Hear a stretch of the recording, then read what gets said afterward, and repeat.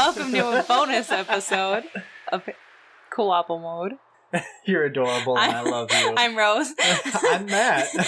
We're switching spots today, which makes me pretty nervous. I'm going to take one of my all-time favorite games and make Matt play it.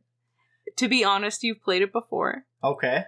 But I don't think you've ever beaten it before and gotten to the end.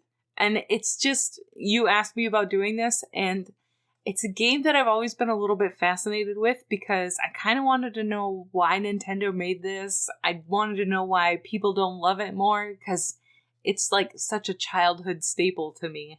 Okay, so up. this is something on an older system. Oh yeah, it's not Super Nintendo. So it's either a 64 game or a regular Nintendo game. We are going back to the Nintendo Entertainment System days, back to the early 90s, late 80s.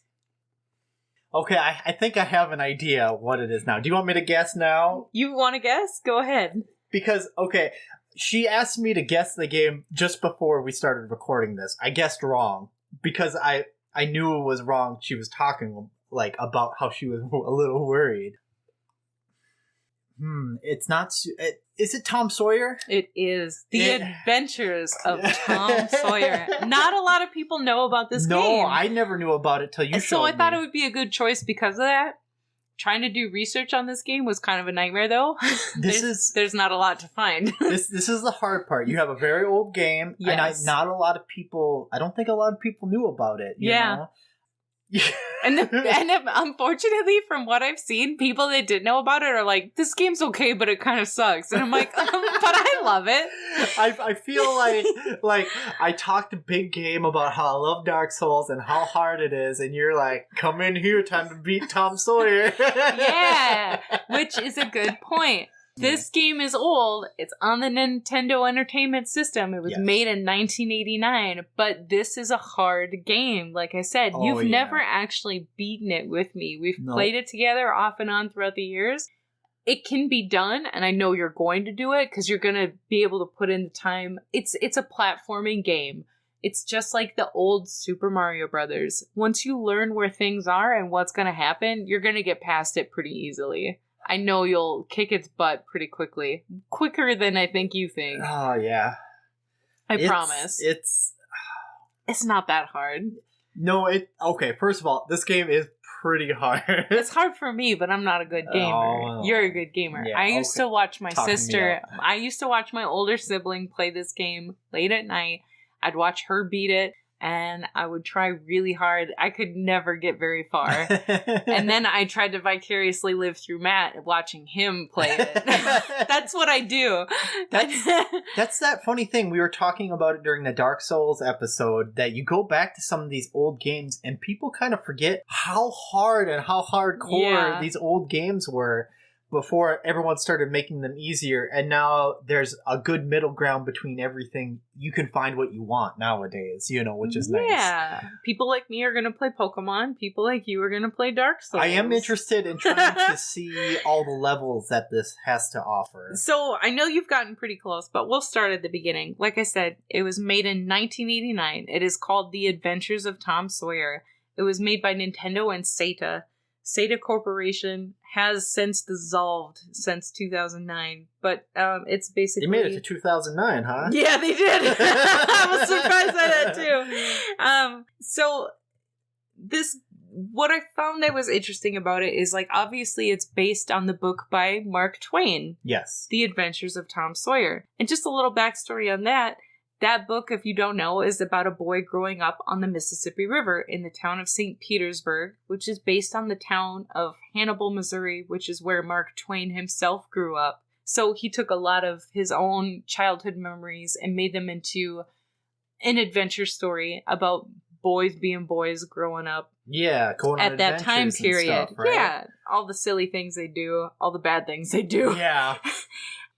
In the story, Tom Sawyer has many adventures, some with his friend Huckleberry Finn. And in this game, if you have a player 2 play with you, player 2 is Huckleberry Finn. Luigi to his Mario. Yep. One of the first novels to be written on a typewriter is this The Adventures of Tom Sawyer by Mark really? Twain. Yeah, I thought that was interesting. That's actually a pretty interesting... It's considered to be a masterpiece of American literature. Now, as we all know, this is a very old book. Yes. It's written in 1876. There are some things in this story that are not okay today. Just like there are things in this game that are not okay today. Because if we're going to start at the beginning of this game, you know, there's a character named Injun Joe even in this game. And that is the big bad at the end. Yeah. Which I don't appreciate that now in my old age. But unfortunately, they tie it into the book. This was back in 89. Oh, yeah. So good with that knife he was. Yeah. We'll start at the only cool factoid I could really find about this game was that it was released in Japan in February of 1989 and in the USA in August of 1989. But the Japanese version starts with R level 2, which is the rafting stage. They actually switched the levels around. Interesting. The English version starts you on a pirate ship, which is the Japanese version's level 5. And that actually follows the story more cohesively. The Japanese version does. They think that they switched it around because they thought if Americans had this game and started on a raft with the different controls, then the basic platformer, they would get all confused on how to play. Okay, so I see how that might be. Us dumb Americans needed a dumbed down version of how this gameplay works, which is kind of hilarious. Do you know if there's more than one rafting level? No, it was the same rafting level. They just moved it around. In the game as a whole, is there more than one rafting No, there's level? not. See, I could honestly see how, coming American side, you would want the first level to be what the game is most of the time. Not, like, having one unique level, like, after the first level, I think is... on a game design level is more interesting because then they're like, oh, that's not just that fun third level, it's a fun second level, something a little different to mix it up, instead of like, hey, some people might only like that first level, and that rafting level isn't exactly easy.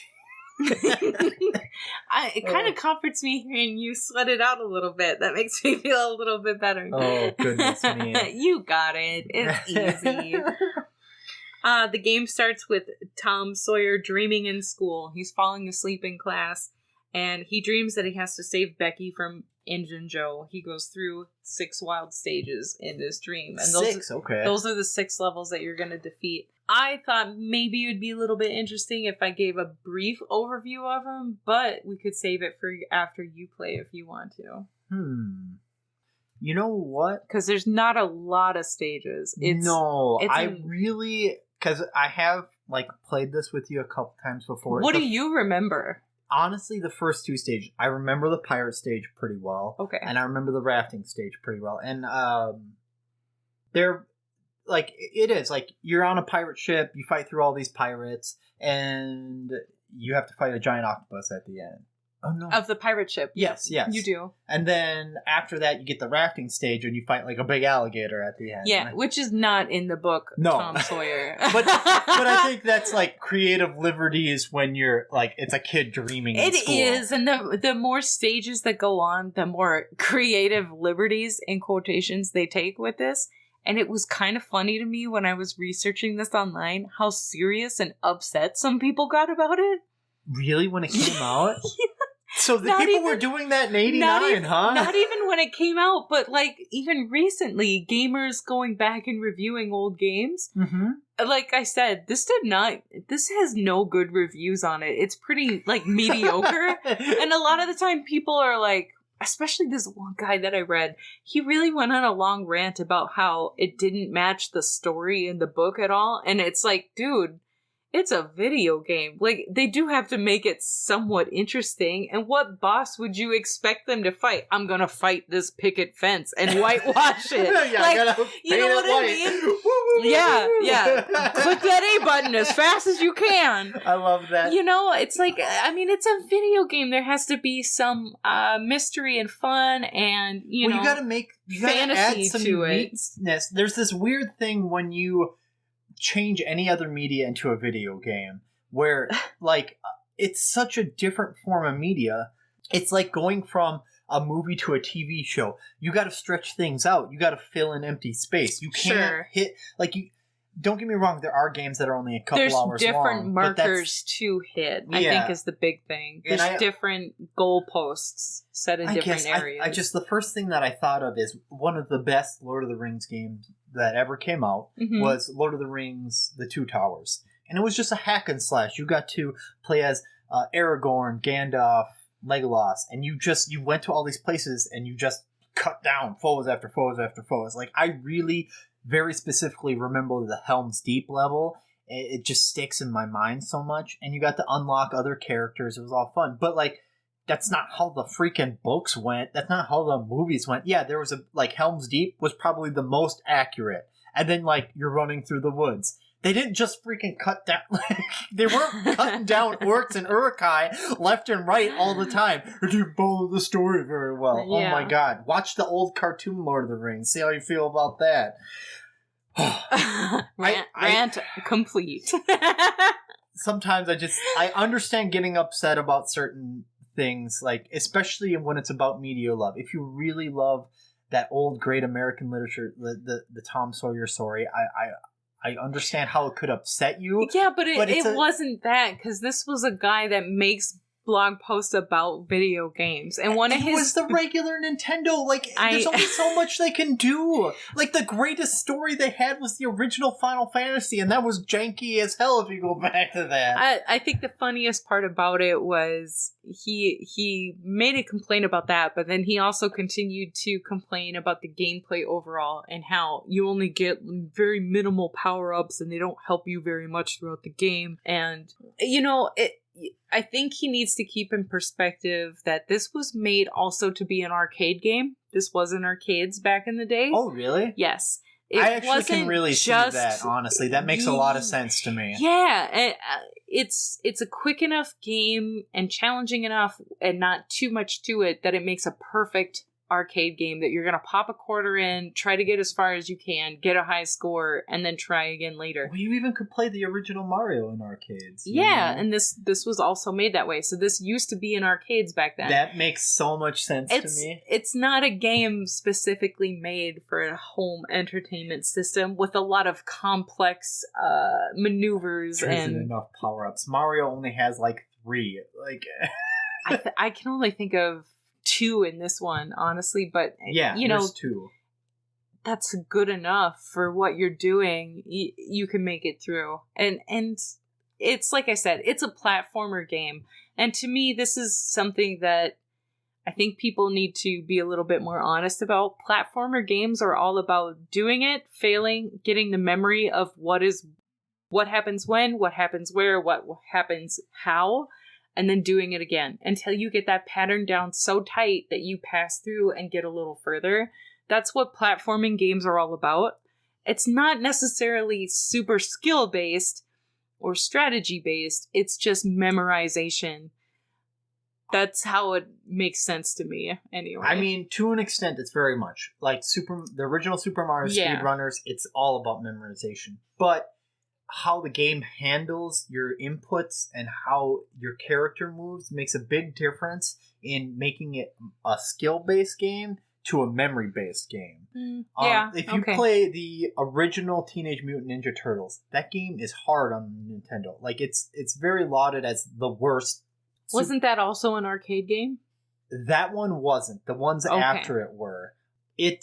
And a lot of that comes down to how the jumping works, how the attacks are. Like, there's a lot of these things that mistakes were made that people actually nowadays are going in and be like, how can we fix this game to make it feel better when you play it? Mm-hmm. And I saw this very interesting video that just went over the jump mechanics of the game, because jumping kind of sucks in that game.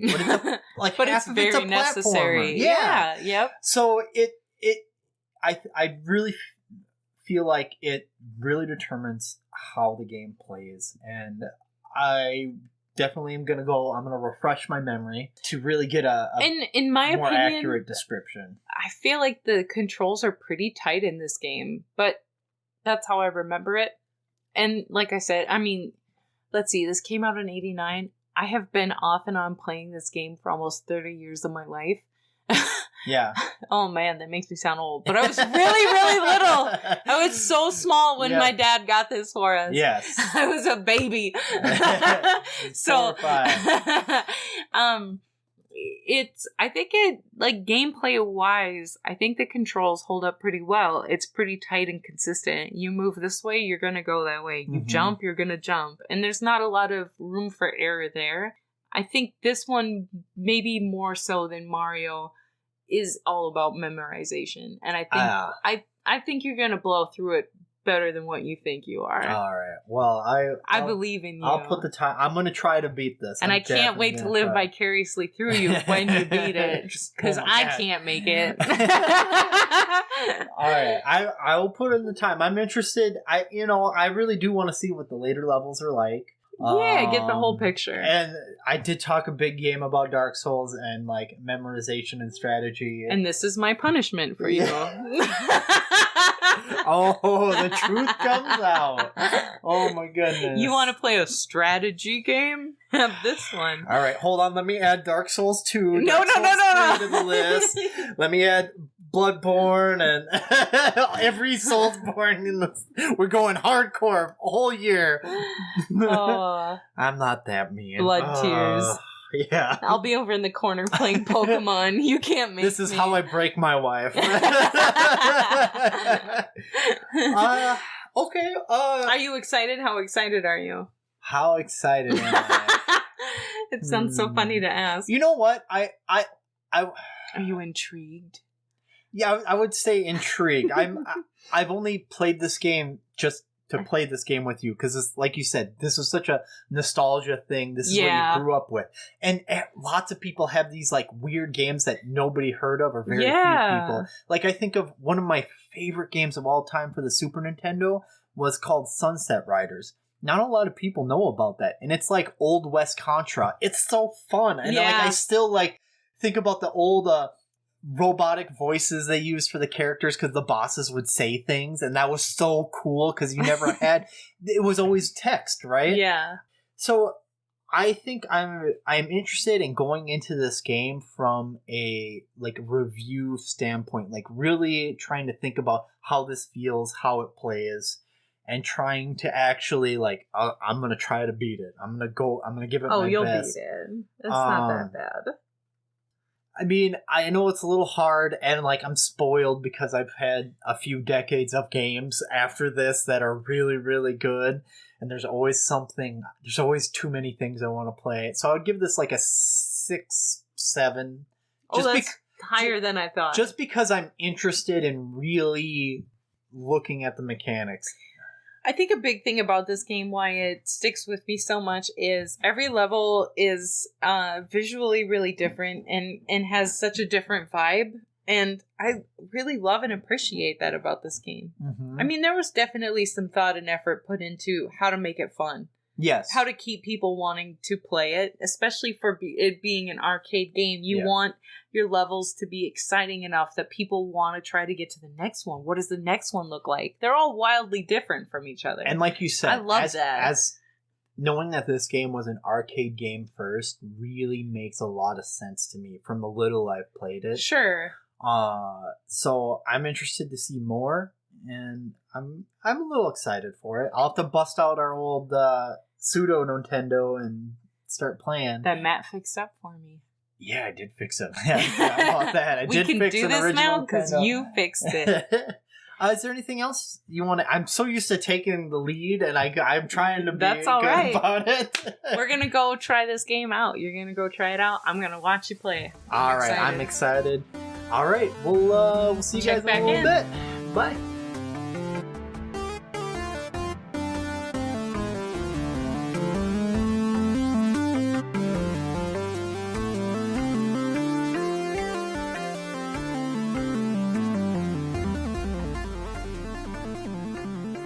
Back from that grand adventure. Woo!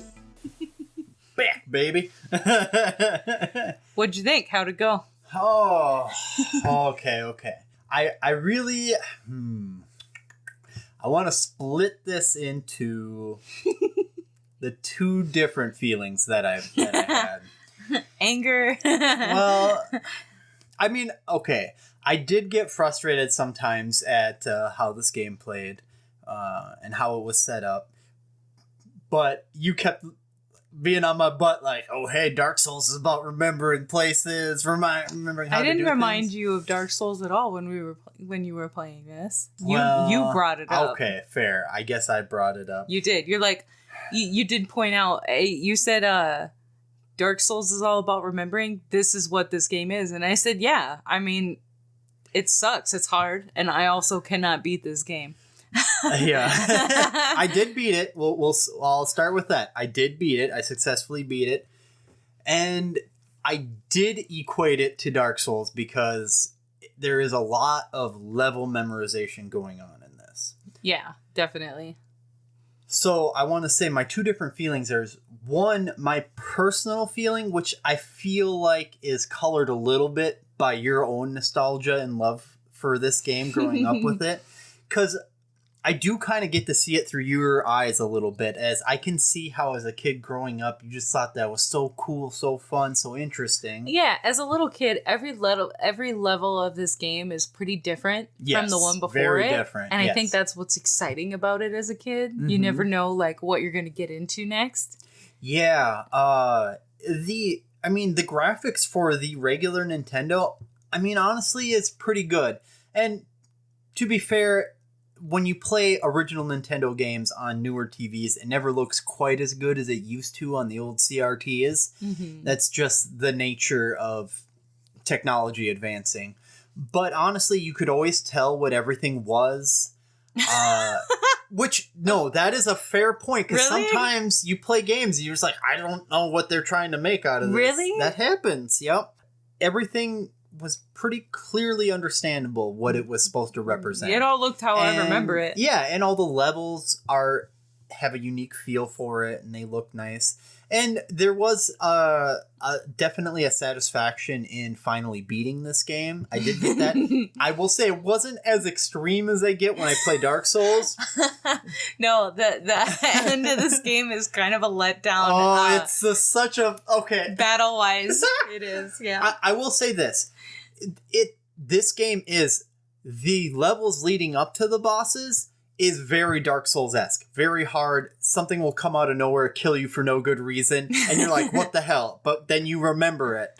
And then you get past it on your next run through. The bosses are baby mode. The bosses are easy. Once you figure out how you're supposed to fight them, it's not that hard. The hardest one is the alligator on the river raft, and that's because it's just a pain in the ass to throw the stupid rock in his mouth. It's not because you're worried about dying. It's just a pain in the ass to throw a rock in his mouth. You can die if you let the little whirlpools push you off, push you away. Yeah. If you get too distracted by trying to throw rocks into his mouth. But the risk is pretty low. Yeah.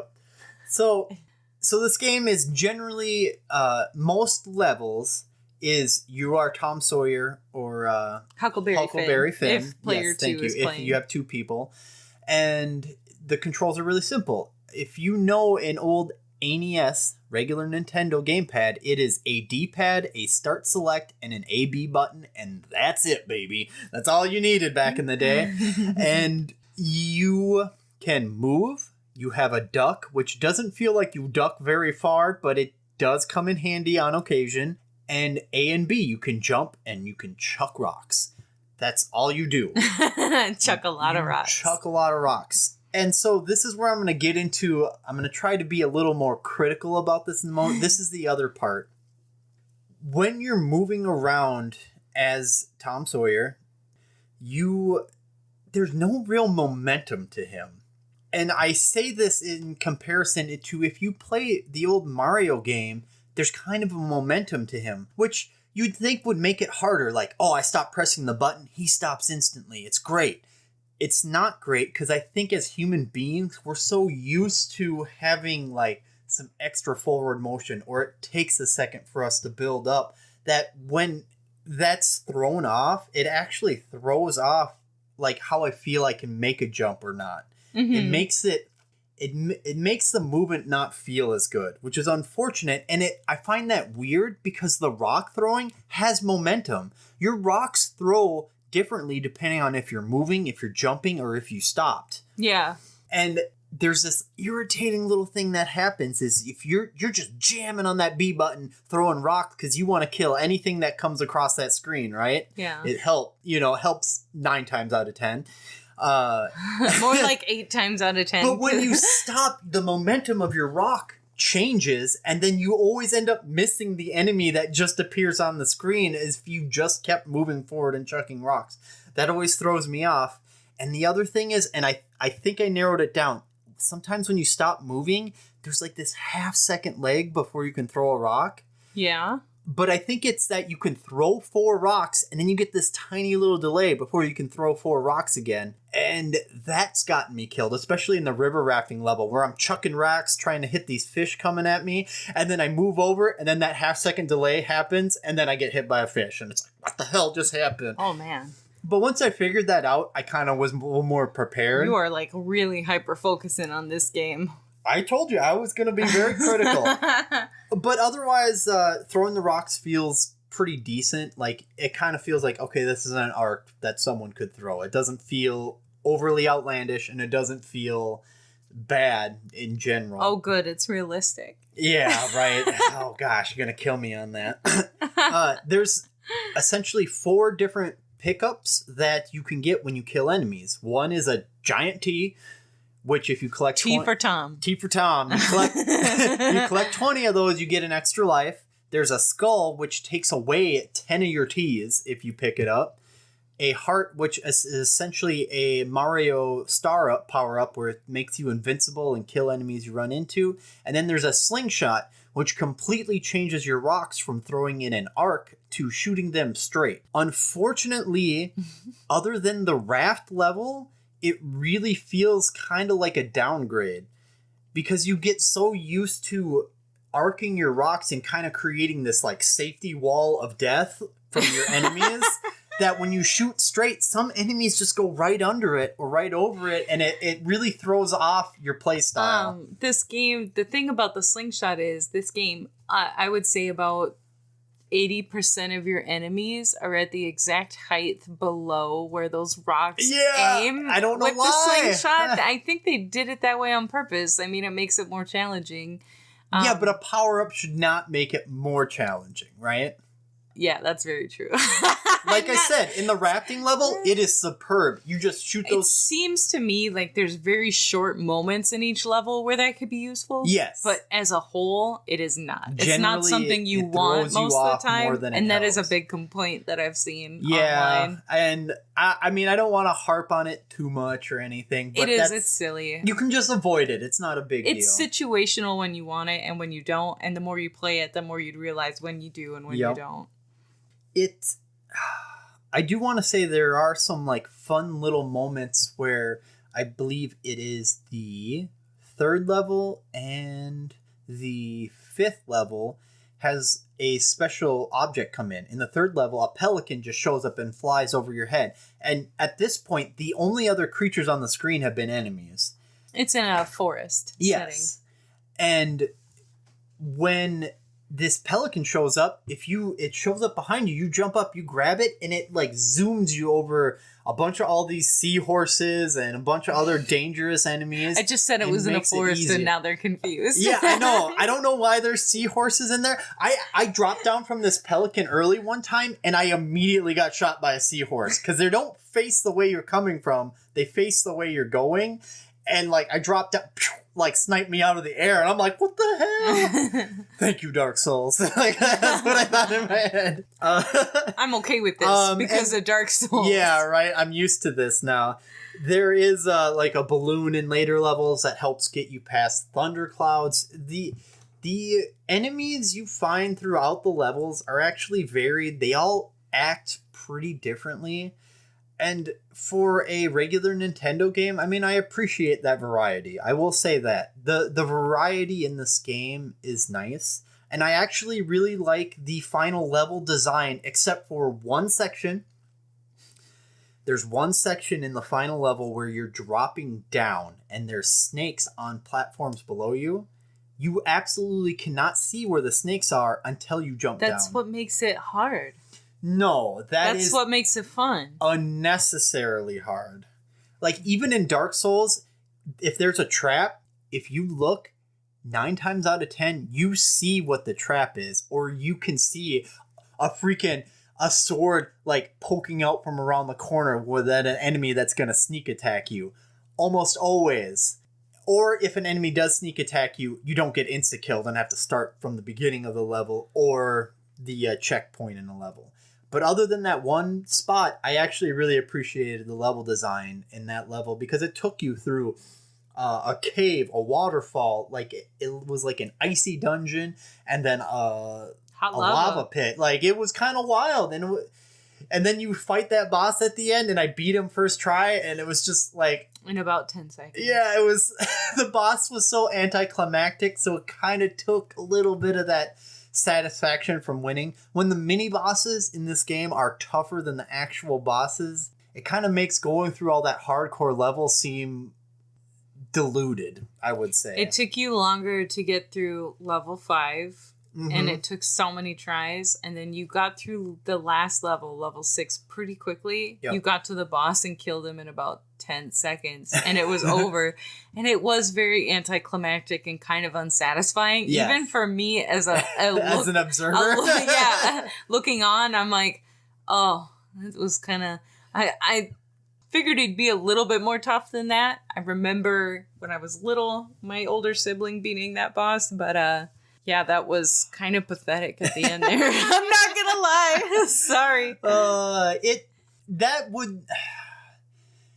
I can handle the cheap shots, the crazy things that happens, taking the time to learn how to fight everything, but being a little disappointed by the boss at the end. And I am normally all about the journey. The ending doesn't ruin things for me most of the time.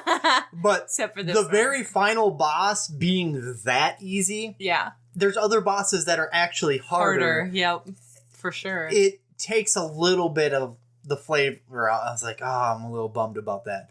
But I will say there was a nice thing when I was playing single player.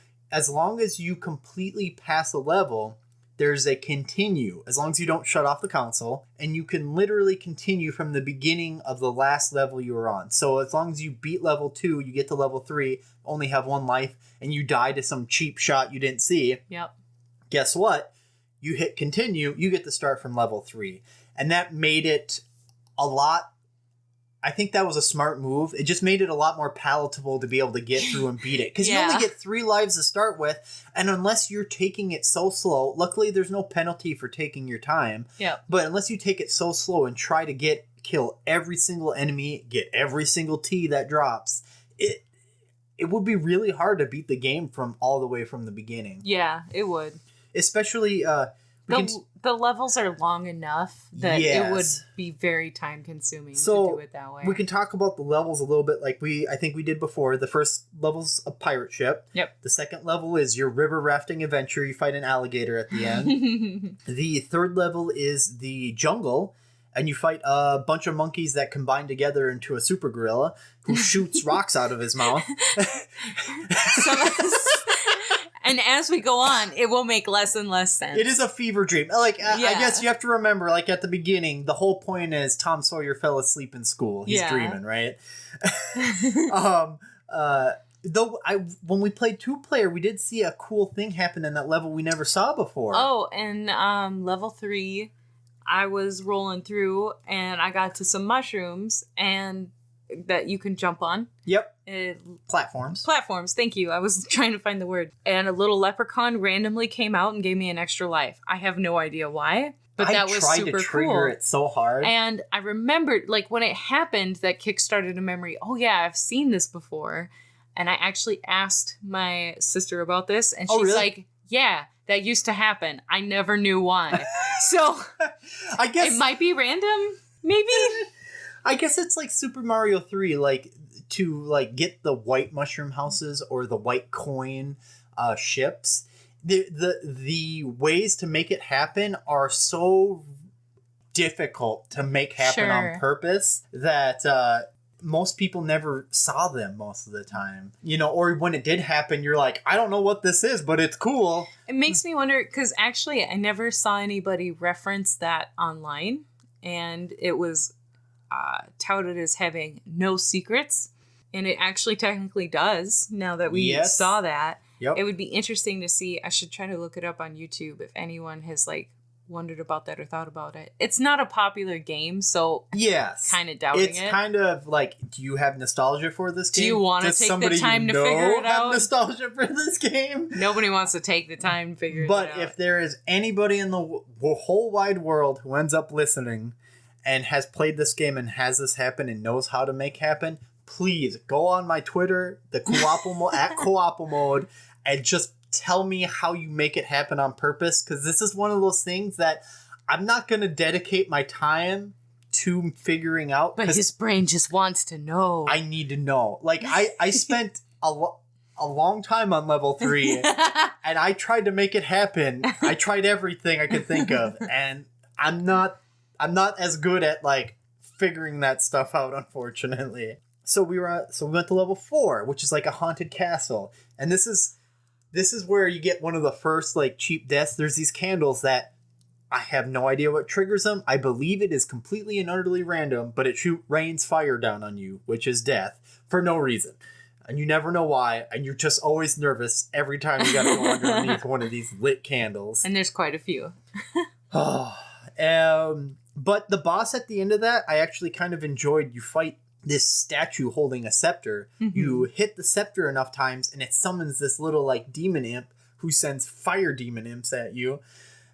And then you have to hit that until you destroy him and then do a few more hits to the scepter to win. And I thought that was actually kind of that was the most interesting boss fight I had. That one's the interesting one. Yeah, that was the coolest one. Then the 5th level, you're up in the clouds. There's some crazy bouncy raindrops, which are apparently impossible to hit with a rock. With your rock, yeah.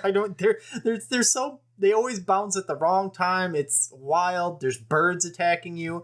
You get to a certain point and it's just raining stars of death on you. And then you get past the stars of death and guess what? Dragons. Yeah. And then there's volcanoes in the sky.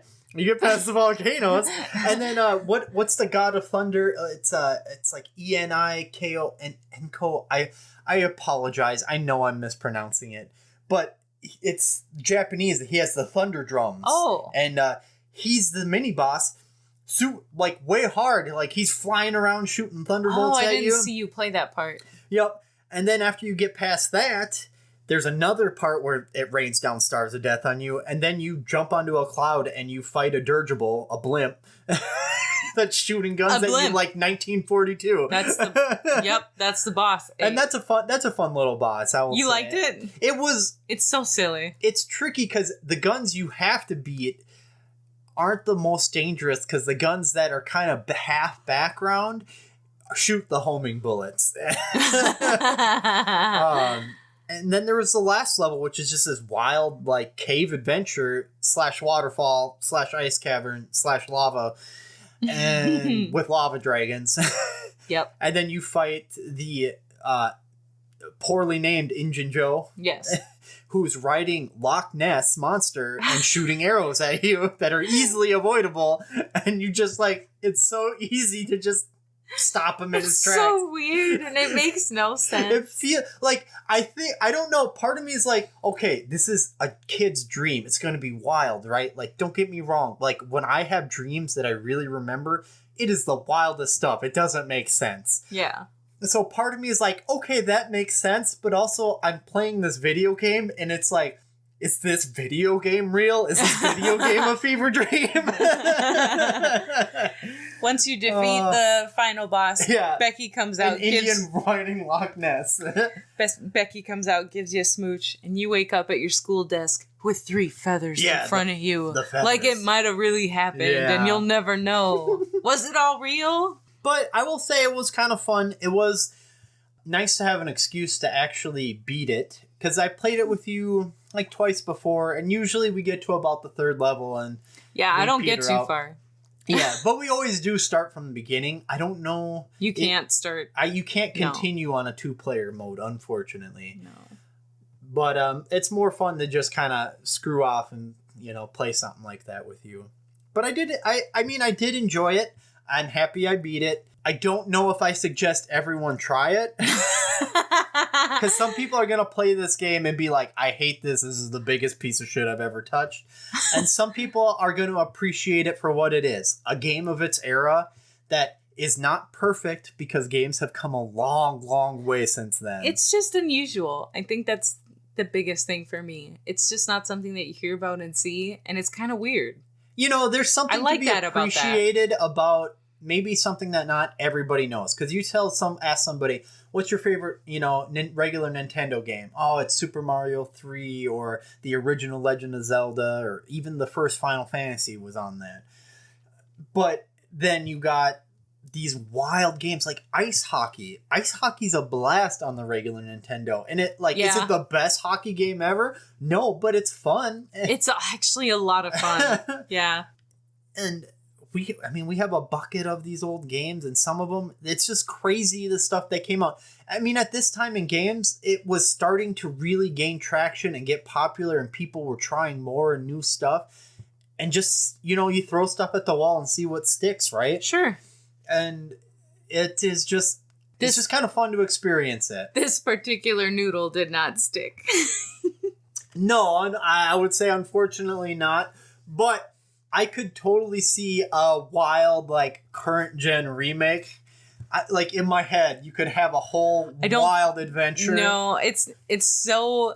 Mark Twain is classic American literature, but it's so politically incorrect. I don't see any way they could remake this. You know what? That is a very good point that I didn't think about.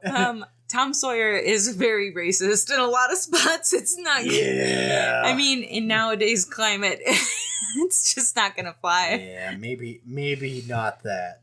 It would be so far removed from. I mean, this game already is pretty far removed from anything related to Tom Sawyer. A non-canon dream sequence. Yeah. I'm surprised there wasn't a dance number. This is the filler episode in Tom Sawyer's anime. Yeah.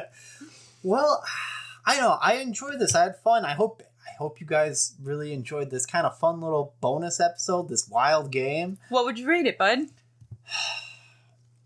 I would say, personally, I would give it a 6.5. That's way higher than I thought you were going to say. Because, like I said, on a personal level, I do enjoy this for what it is. Critically, I'd give this a 3.5. That's kind of more what I expected. Just because it's hard. Did it age well? Hell no. No. But is it fun to kind of go back in time and experience what this was at the time? Yeah, I can appreciate that for what it is. I think a lot of us get attached to old games that are technically bad. Oh, yeah, for sure. Something about it just hits with us, and it just stays in our minds. The older and older we get, we never forget about it. We'll always look back on it with fond memories, right? Yeah. And this is just one of those ones for me. I really don't expect other people to enjoy it at all. No, but it was a fun thing to do. It's nice that you can appreciate just the weirdness of it and get a laugh out of it. Oh, yeah. It was fun watching you play it and just seeing these wild moments come up, and you're like, what the fuck is that? What is going on? The first time I ran into the star meteors, I'm running and I'm like, oh, look, it's a Mario Party. Dead, immediately. And I just laughed because I was the ridiculousness of just the instant death that happened. And then I realized, oh, you just gotta beat cheeks through this area. And then if you don't stop running at a certain point, guess what? Dragons. And it's what the hell is happening? I'm glad it made you laugh. I heard you laugh. Oh my goodness. Is there any other things you want to ask about? I don't think so. I mean, it's a pretty simple thing. There's not a lot to it. It was kind of fun just to have you play it, live vicariously through you, because I was not gonna...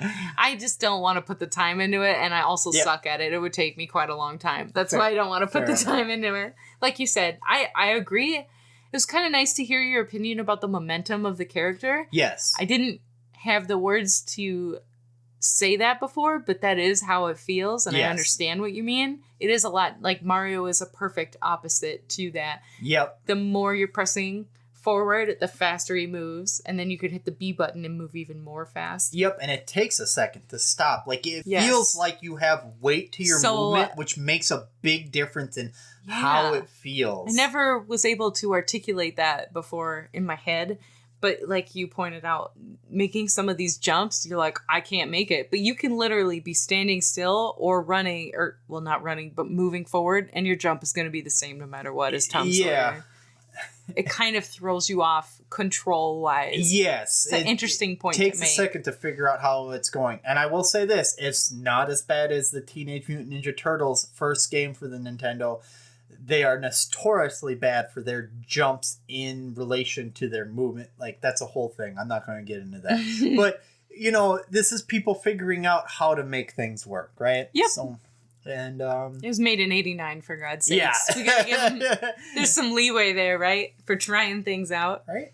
Well, I want to thank Ray for drawing our cool caricatures. Yes. I always appreciate it, and I love looking at them every time I have to edit the new t-shirt on myself. Thank you for the music. Oh, thank you very much. Do you want to, you know what? You get to do the tagline. I want to hear it. So I'm Rose. And I'm Matt. And this has been Co-ople Mode. Keep gaming with your bestie. Good job. Ta-ta!